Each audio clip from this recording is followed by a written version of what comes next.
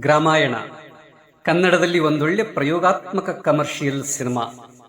ರಾಮಾಯಣಕ್ಕೂ ಗ್ರಾಮಾಯಣಕ್ಕೂ ಹಲವು ಸಾಮ್ಯತೆಗಳಿವೆ. ಅದಕ್ಕೂ ಮುಂಚೆ ಒಂದು ಪದ ಕೂಡ ತಡಮಾಡದೆ ಹೇಳಬೇಕೆಂದರೆ ಕನ್ನಡದ ಉತ್ತಮ ಚಿತ್ರಗಳ ಪಟ್ಟಿಗೆ ಸಲ್ಲಬಹುದಾದ ಸಿನಿಮಾ ಈ ಗ್ರಾಮಾಯಣ.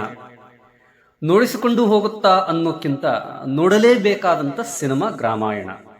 ಕಾರಣ, ಇದರಲ್ಲಿ ಇಲ್ಲಸಲ್ಲದ ವೈಭವೀಕರಣವಿಲ್ಲ. ಗ್ರಾಮದಲ್ಲಿರಬಹುದಾದುದನ್ನ ಇರುವಂತೆಯೇ ಯಥಾವತ್ತಾಗಿ ಕಟ್ಟಿಕೊಟ್ಟಂತ ಸಿನಿಮಾ. ಒಂದೊಳ್ಳೆ ಪುಸ್ತಕವನ್ನು ಓದುವಾಗ ಮೂಡಬಹುದಾದ ಭಾವೋತ್ಕರ್ಷವೇ ಈ ಸಿನಿಮಾ. ಪುಸ್ತಕ ಓದುವ ತಾದಾತ್ಮತೆಯ ಮನಸ್ಸುಳ್ಳ ವೀಕ್ಷಕರಿಗಂತೂ ಗ್ರಾಮಾಯಣ ಹಬ್ಬ. ಉಳಿದವರಿಗೆ ಹೇಗೋ ನಾ ಹೇಳಲಾರೆ. ಏಕೆಂದರೆ ಮಣ್ಣಿನ ವಾಸನೆಯನ್ನು ಆಘ್ರಾಣಿಸಬಲ್ಲ ಹೃದಯಗಳನ್ನು ಒಮ್ಮೆಲೆ ಆವರಿಸಿಕೊಳ್ಳಬಲ್ಲ ಚಿತ್ರ ಗ್ರಾಮಾಯಣ. ಭಾಷೆ, ಭಾವ, ಬದುಕು ಎಲ್ಲದರಲ್ಲೂ ಗ್ರಾಮದ ಘಮವೇ ಹರಡಿದೆ. ಅವೆಲ್ಲ ಎಷ್ಟಿರಬೇಕೋ ಅಷ್ಟೇ ಇದೆ. ನೈಜತೆಯ ತಾಜಾತನ ಚಿತ್ರದ ಜೀವಾಳ. ಹೀರೋ ಎದುರಾಳಿಗಳಿಗೆ ಒಡೆಯುವಾಗ ಅಷ್ಟೇ ಏಟು ತಿನ್ನುತ್ತಾನೆ. ಅಷ್ಟರ ಮಟ್ಟಿಗಿನ ಸೂಕ್ಷ್ಮತೆಗಳನ್ನು ದೃಶ್ಯೀಕರಿಸುವಲ್ಲಿ ನೈಜತೆಗೆ ಒತ್ತು ಕೊಟ್ಟಿರುವ ನಿರ್ದೇಶಕರ ಜಾಣ್ಮೆ ಎದ್ದು ಕಾಣುತ್ತದೆ. ಆ ಕಾರಣಕ್ಕಾಗಿ ಏನೋ ಗ್ರಾಮಾಯಣ ಅದೆಷ್ಟು ದುಡ್ಡು ಗಳಿಸಬಲ್ಲದು ಎನ್ನುವ ಒಂದು ಸಣ್ಣ ಅನುಮಾನವು ಒಂದು ಒಳ್ಳೆ ಸಿನಿಮಾ ಮಾಡಿದ ನಿರ್ಮಾಪಕರ ಕುರಿತಾದ ಕಾಳಜಿಯಿಂದ ಭಯದ ರೂಪದಲ್ಲಿ ನೋಡುಗ ಪ್ರೇಕ್ಷಕರಿಗೆ ಕಾಡದೇ ಇರುವುದಿಲ್ಲ. ಆಡಂಬರಗಳ ಸುಳಿವಿಲ್ಲ, ಆರ್ಭಟಗಳ ಆರ್ಥನೆ ಇಲ್ಲ. ಮಣ್ಣು, ಕಲ್ಲು, ಸಗಣಿ, ಕೆರ, ಪೊರಕೆ ಇವೆಲ್ಲವೂ ಅಲ್ಲಿ ಪಾತ್ರಗಳಂತೆ ಪೋಷಿತವಾಗಿವೆ. ಬದುಕಿನ ಮೌನದ ಭಾಷೆಯನ್ನರಿತವನಿಗೆ ಅವೆಲ್ಲದರ ಮಾತು ಕೇಳಿಯೇ ಕೇಳಿಸುತ್ತದೆ. ಪ್ರೇಮವಿದೆ, ಸ್ನೇಹವಿದೆ, ಜಾತಿ ಧರ್ಮಗಳ ಸೆಳವೂ ಇದೆ. ಅವೆಲ್ಲವನ್ನ ಬಳಸಿಯೋ ಮೆರೆಸಿಯೋ ಇಲ್ಲ. ಅವೆಲ್ಲ ಮರೆಸಿ ಮಾಡಬಲ್ಲ ರಾಜಕಾರಣದ ಅಟ್ಟಹಾಸವೂ ಸದ್ದಿಲ್ಲದೇನೆ ಬೊರ್ಗರೆದಿದೆ. ದೇವರು ಇದೆ, ಆ ದೇವರಿಗೊಂದು ಜಾತ್ರೆ ಇದೆ. ಆ ಜಾತ್ರೆಯಲ್ಲೇ ಹಲವು ವ್ಯವಹಾರಗಳ ಸಂಕರಣವೂ ಕೂಡಿವೆ. ದೇವರನ್ನು ಬೈಯುವ ಹಳ್ಳಿಗರ ಅಸಾಧಿ ಪದಗಳಿವೆ. ಅವುಗಳಲ್ಲೇ ಹಳ್ಳಿಗರ ಬದುಕಿನ ದೈವದೊಂದಿಗಿರಬಹುದಾದ ನಿಷ್ಕಲ್ಮಶ ಭಕ್ತಿಗೆ ಪರ್ಯಾಯವಾದಂಥ ಅಧಿಕಾರದ ಪರಿಚಯವೂ ಇದೆ. ಅವೆಲ್ಲ ಮೀರಿ ಅಲ್ಲಲ್ಲೇ ಸದ್ದಿಲ್ಲದೆ ಅರಳುವ ಪ್ರೇಮವಿದೆ. ಕಣ್ಣಲ್ಲೇ ಪ್ರೇಮದ ಭಾಷೆಯ ಅನಾವರಣ ಮಾಡಿಸುವ ನಿರ್ದೇಶಕರಿಂದ ನಾಯಕ ನಾಯಕಿ ಇನ್ನಷ್ಟು ಮುದ್ದು ಮುದ್ದಾಗಿ ನೋಡುಗರ ಎದೆಯಲ್ಲಿ ಉಳಿದು ಬಿಡುತ್ತಾರೆನ್ನುವುದಕ್ಕಿಂತ ಅವರೇ ತಾವಾಗುವ ಸಹಜತೆಯ ಶಕ್ತಿಯೂ ಗ್ರಾಮಾಯಣಕ್ಕಿದೆ. ವೇಷ ಭಾಷೆಗಳು ಒಂದಿಂಚು ಗ್ರಾಮದಾಚೆಗೆ ಕೈಚಾಚದೆ ನಿಚ್ಚಳವಾಗಿ ತೆರೆ ಹಂಚಿಕೊಂಡಿವೆ. ಗ್ರಾಮಾಯಣದಲ್ಲಿ ಎಷ್ಟೊಂದು ಚಂದಗಳು ತುಂಬಿವೆ.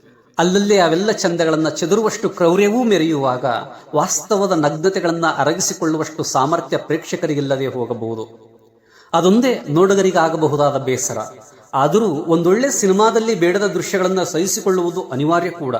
ಆಗಲೇ ಸಿನಿಮಾದೊಂದಿಗೆ ಪ್ರೇಕ್ಷಕ ಕೂಡ ಗೆಲ್ಲುವುದು. ಇನ್ನು ಮಾತಾಡಲೇಬೇಕಾದಂಥ ವಿಷಯ ಚಿತ್ರದ ಪಾತ್ರವರ್ಗ. ಅಲ್ಯಾರೂ ಅಭಿನಯಿಸಿಯೇ ಇಲ್ಲ. ತಮ್ಮ ತಮ್ಮ ಪಾತ್ರಗಳನ್ನು ಅನುಭವಿಸಿದ್ದಾರೆ, ಜೀವಿಸಿದ್ದಾರೆ. ಅಬ್ಬಬ್ಬ, ಸಿನಿಮಾದುದ್ದಕ್ಕೂ ಮೌನವನ್ನೂ ಮಾತನಾಡಿಸುವಂತ ದೃಶ್ಯಗಳನ್ನು ಸೆರೆ ಹಿಡಿದಿರುವ ಕ್ಯಾಮ್ರಾಮನ್ ಅವರ ಕೈಚಳಕಕ್ಕೆ ಬೆರಗಾಗದೇ ಇರಲು ಹೇಗೆ ಸಾಧ್ಯ? ಕಾಡಬಲ್ಲಷ್ಟು ನೈಜತೆಗೆ ಅವರು ಸೆರೆ ಹಿಡಿದ ದೃಶ್ಯಗಳೇ ಸಾಕ್ಷಿ ನುಡಿಯುತ್ತವೆ. ಚಿತ್ರದ ಸೌಂದರ್ಯಕ್ಕೆ ಸಂಗೀತ ಕೂಡ ಪೋಷಕವಾಗಿದೆ. ಕತೆಗೆ ಬೇಕಾದಂಥ ಚಿತ್ರಕಥೆಗೆ ಅಧ್ಯಯನ, ಸಂಶೋಧನೆಗಳನ್ನು ನಡೆಸಿರುವುದಕ್ಕಿಂತ ಗ್ರಾಮದ ಬದುಕನ್ನು ಬದುಕಿ ಅದರೊಂದಿಗೆ ನಡೆಸಿರಬಹುದಾದ ನಿರ್ದೇಶಕರ ಅನುಸಂಧಾನವೇ ಗ್ರಾಮಾಯಣ. ನಾಯಕ ನಾಯಕಿಯರಾದ ಸೀನಾ, ಕುಸುಮಾರ ವಿಚಾರಕ್ಕೆ ಬಂದ್ರೆ ಆ ಪಾತ್ರಗಳ ಗತ್ತೇ ಬೇರೆ.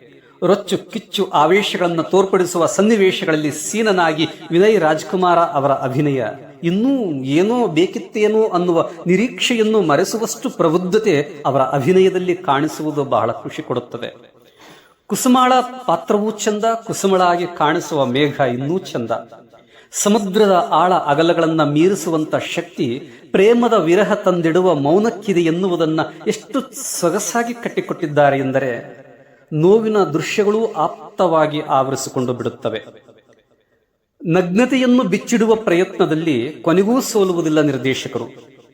ಹಳ್ಳಿ ಬದುಕಿನ ರಾವಣರಂತ ರಾಜಕಾರಣಿಗಳ ಬಾನಗಡಿಗಳಿಗೆ ಹಾಳಾಗುವ 101 ಬದುಕುಗಳ ನಡುವೆ ಅಂತಿಮವಾಗಿ ಬದಲಾವಣೆಯ ನಿರೀಕ್ಷೆಗೆ, ಪವಾಡಗಳ ಸಾಹಸಕ್ಕೂ ಇಳಿಯದೆ, ಏನೂ ಮಾಡಲಾಗದ ಅಸಹಾಯಕ ದುರಂತ ದುಸ್ಥಿತಿಯನ್ನೂ ತಂದಿಡದೆ, ಮಾಹಿತಿ ಹಕ್ಕು ಕಾಯ್ದೆ RTI ಎನ್ನುವ ರಾಮಬಾಣವನ್ನೇ ಅಸ್ತ್ರವಾಗಿ ಬಳಸಿ ನೈಜವಾಗಿಯೇ ದುಷ್ಟರ ಸಂಹಾರ ಮಾಡುವ ಮೂಲಕ ನಿರ್ದೇಶಕರು ಕೊನೆಗೂ ಸೋಲುವುದಿಲ್ಲ. ಹಾರಾಟ, ಕಿರುಚಾಟ, ನೋವು, ಸಂಕಟಗಳ ಬವಣೆಗಳೇ ಬಣವಿಯಂತೆ ಬದುಕಿನ ತುಂಬ ಹೊಟ್ಟಿರುವಾಗ ಅವೆಲ್ಲದರ ಬಿಡುಗಡೆಗಾಗಿ ಇರಬಹುದಾದ ಮಾರ್ಗ ಹೋರಾಟ ಒಂದೇ ಎನ್ನುವುದನ್ನ ಗ್ರಾಮಾಯಣ ಸಾದರಪಡಿಸುತ್ತದೆ. ಆ ಹೋರಾಟದ ಹಾದಿಯಲ್ಲಿ ಬೇಕಾದ ಧೈರ್ಯ, ಮನೋಬಲ, ಬುದ್ಧಿವಂತಿಕೆ ಇವೆಲ್ಲವನ್ನ ಶಸ್ತ್ರಾಸ್ತ್ರಗಳಂತೆ ಬಳಸಿಕೊಳ್ಳಬೇಕಾದ ಜಾಣ್ಮೆಯೂ ಚಿತ್ರದಲ್ಲಿ ಮೇಲುಗೈ ಸಾಧಿಸುತ್ತದೆ. ವಿಷಯಗಳು ಬಹಳ ಇವೆ, ಆದರೆ ಸುಮ್ಮನೆ ಯಾರೊಂದಿಗೂ ಮಾತಾಡದೆ 2 ಗಂಟೆಗಳ ಅವಧಿಯಲ್ಲಿ ಥಿಯೇಟರ್ ಅಲ್ಲಿ ಕುಂತು ಒಮ್ಮೆ ಗ್ರಾಮಾಯಣ ಸಿನಿಮಾ ನೋಡಿ. ನಿಜಕ್ಕೂ ನೀವೂ ಅದರೊಳಗೊಂದು ಪಾತ್ರವೇ ಆಗಿ ಉಳಿಯಬಲ್ಲಿರಿ. ಎನಿವೆ, ಒಂದೊಳ್ಳೆ ಚಿತ್ರ ಕೊಟ್ಟ ಚಿತ್ರತಂಡಕ್ಕೆ ಶುಭವಾಗಲಿ. ನಿಮ್ಮ ಪ್ರೀತಿಯ ಮಾರುತಿ ಶಾಲೆಮನೆ. ಧನ್ಯವಾದಗಳು.